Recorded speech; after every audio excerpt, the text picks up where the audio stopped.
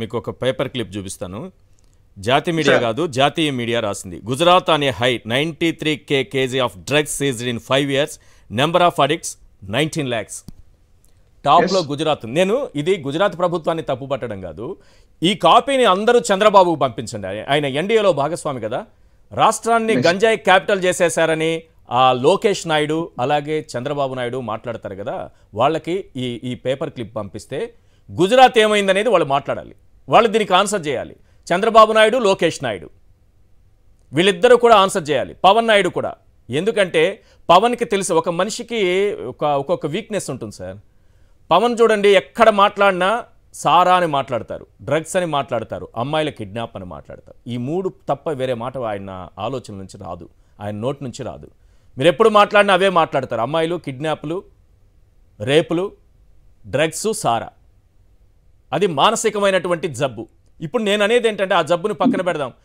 ఈ పేపర్ క్లిప్ని ఒక్కసారి ఇది narcotic bureau of India release చేసింది. దాని ప్రకారం చంద్రబాబు నాయుడు గారికి పంపించి, ఎన్డీఏలో భాగస్వామి కదా నువ్వు, గుజరాత్ రాష్ట్రం దేశంలోనే నెంబర్ 1 పొజిషన్లో ఉంది కదా, ఎంతమంది డ్రగ్స్ తీసుకుంటున్నారు, లిక్విడ్ డ్రగ్స్ ఎంతమంది తీసుకుంటున్నారు, మిగతా అన్ని రకాల డ్రగ్స్ ఎంతమంది తీసుకుంటున్నారు, ఇందులో మహిళలు ఎంతమంది, పురుషులు ఎంతమంది, ఏ రకాల డ్రగ్స్ ఎంత అక్కడ సేల్ అవుతోంది, అడిక్ట్ అయిన వాళ్ళు ఎంతమంది ఉన్నారు, మొత్తం డేటా ఉంది ఇందులో.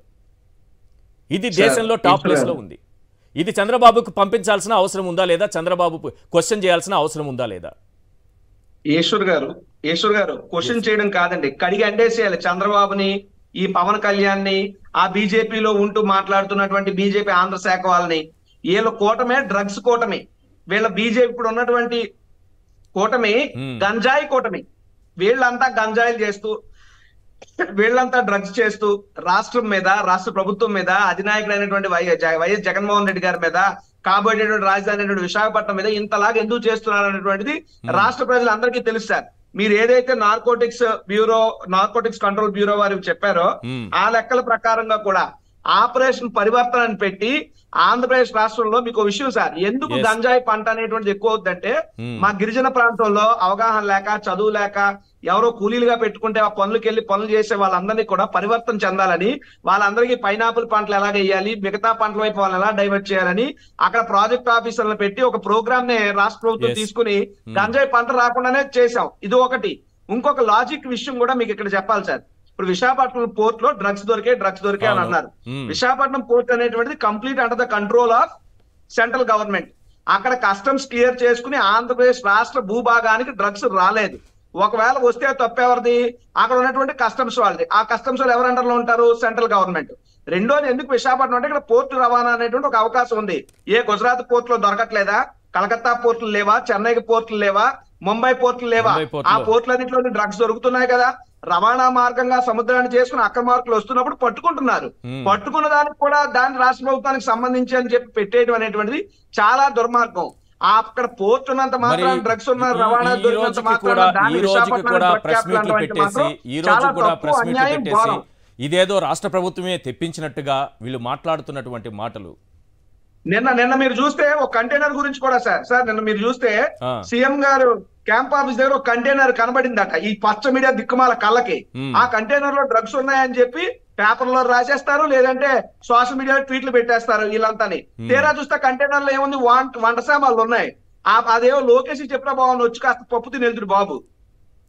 ఇలాంటి పనుల సుబ్బారెడ్డి గారేమో 2016లో ఒంగోలు జాతి గిత్తల అభివృద్ధి కోసం ఆయన అప్పుడెప్పుడో బ్రెజిల్ వెళ్తే దాన్ని తీసుకొచ్చి బ్రెజిల్ వెళ్ళింది డ్రగ్స్ కోసమే డీల్ అని మాట్లాడతారా? ఓ పక్క విజయసాయి రెడ్డి గారు బ్రెజిల్ అధ్యక్షుడిగా ఆయన పుట్టినరోజు శుభాకాంక్షలు చెప్తే దాన్ని కూడా డ్రగ్స్ కి అని పెడతారా? అంటే ఏంటంత అన్యాయం, ఏంటంత ఘోరం.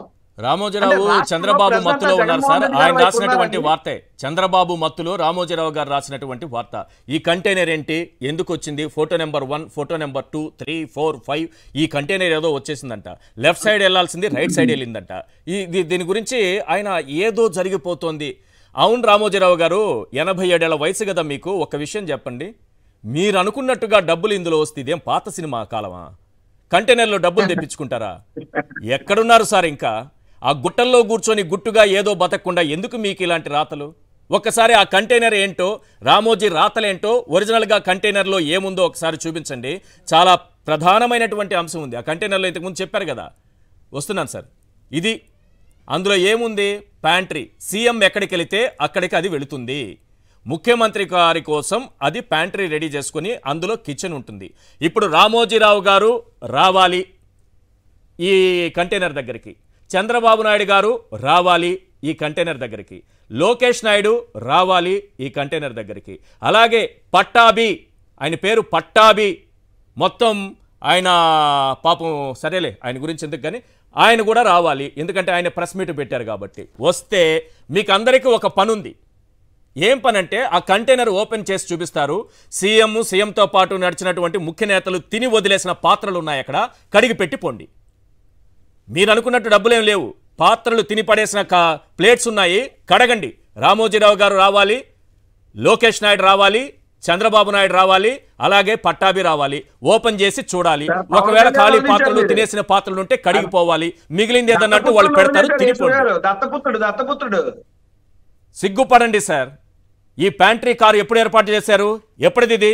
2015 నాటిది, ఆర్టీసీ నుంచి తీసుకున్నటువంటిది. అప్పుడు చంద్రబాబు ముఖ్యమంత్రి, అప్పటి నుంచి అదే నడుస్తోంది. ఎవ్వరు ముఖ్యమంత్రిగా ఉన్నా అదే ప్యాంట్రీ, అదే కిచెన్. ముఖ్యమంత్రి ఎక్కడికైనా వెళితే అక్కడికి వెళ్తుంది. నిన్న ఆళ్లగడ్డలో ఆయన బస్ చేశారు కాబట్టి అక్కడికి వెళ్ళి అది అక్కడ ఆపారు దాన్ని, అందులో నుంచి వంటలు తయారు చేశారు, నైట్ భోజనం దాని ద్వారానే ఆయనకు అందించారు. చూడండి ఒకసారి, మీరు ఇచ్చినటువంటి నెంబర్ ఆధారంగానే. రామోజీరావు గారు సిగ్గుపడండి సార్. అవసరమైతే ఒకసారి రండి, ఆ కంటైనర్ ఓపెన్ చేయండి. మీరు అనుకుంటే డబ్బులుంటే తీసుకెళ్ళండి, లేదా అక్కడ తిని పడేసిన పాత్రలుంటే కడిగిపోండి, లేదా మిగిలి ఉంటే తినిపోండి. ఎంతకాలం ఇలా ఊడిగం చేస్తారు చంద్రబాబుకి? ప్రజల్లో అనుమానాలు రేకెత్తించే విధంగా ఏదో ఒక వార్త ప్రచురించాలి ప్రతిరోజు. దానికి సహకరిస్తున్నటువంటి మీ గుండెకు హ్యాట్స్ ఆఫ్. మళ్ళీ రెండోసారి రెండు సబ్మిషన్ సార్. ఈశ్వర్ గారు ప్లీజ్ పర్మిట్ మీ. ఈశ్వర్ గారు రెండు పాయింట్స్. మీరు ఇందాక అందరి పేర్లు చెప్పారు కానీ పవన్ కళ్యాణ్ పేరు చెప్పడం మర్చిపోయారు. ఆయనకి ఇలాంటి బాగా అలవాటు, ఆయన కూడా వచ్చి చెక్ చేసుకోమనండి. ఒకటి అందులో ఏముంటుంది? ఏముంటది లేండి సార్, మన తినోలేసిన ప్లేట్లే ఉంటాయి మీరు ఇందాక చెప్పినట్టు. కానీ బట్ ఇక్కడ మీరు ఒకటి గమనించండి, ఒక ముఖ్యమంత్రి గారి క్యాంపు కార్యాలయానికి వస్తున్నటువంటి వాహనం తాలూకా ఫోటోలు 1 2 3 4 5 వరుస కట్టేశాడు కదా. మరి అదే రామోజీ ఫిలిం సిటీలో ఒక పెద్ద కంపెనీకి సంబంధించినటువంటి ఒక సిఇఓ స్థాయి పెద్ద ఆయన చచ్చిపోతే దాని మీద ఒక వార్త రాయలేనటువంటి దద్దమ్మ అని రాజకీయ ఆ జర్నలిజం లో ఉండడం ఎందుకంటే దిక్కుమాల రామోజీరావు గారు నాకు అర్థం కాదు. ఏమి మీకంతా సీఎం గారి క్యాంప్ కార్యాలయం మీద వస్తున్న 4-వీలర్ మీద ఉన్న ఇంట్రెస్ట్, లేదో లారీ మీద ఉన్న ఇంట్రెస్ట్, మీ ఆఫీస్ ముందు మీరు ఏం చేస్తున్నారు? మీ ఆఫీస్ ఎలక్షన్ కమిషన్ పర్మిషన్ తీసుకునే వెళ్ళాలి సార్. అది ఆ పర్మిషన్ తీసుకునే కదులుతుంది ముఖ్యమంత్రి కాన్వాయ్ వెంట. అది 100% అదే వెళ్తుంది సార్. కాకపోతే రామోజీరావు గారు తనవన్నీ దాచేసుకుంటాడు, మిగతా వాళ్ళందరూ మాత్రం ఏదో అయిపోతున్నట్టు బిల్డప్ ఇస్తారు. అది రామోజీరావు తరగతి వ్యవహారం.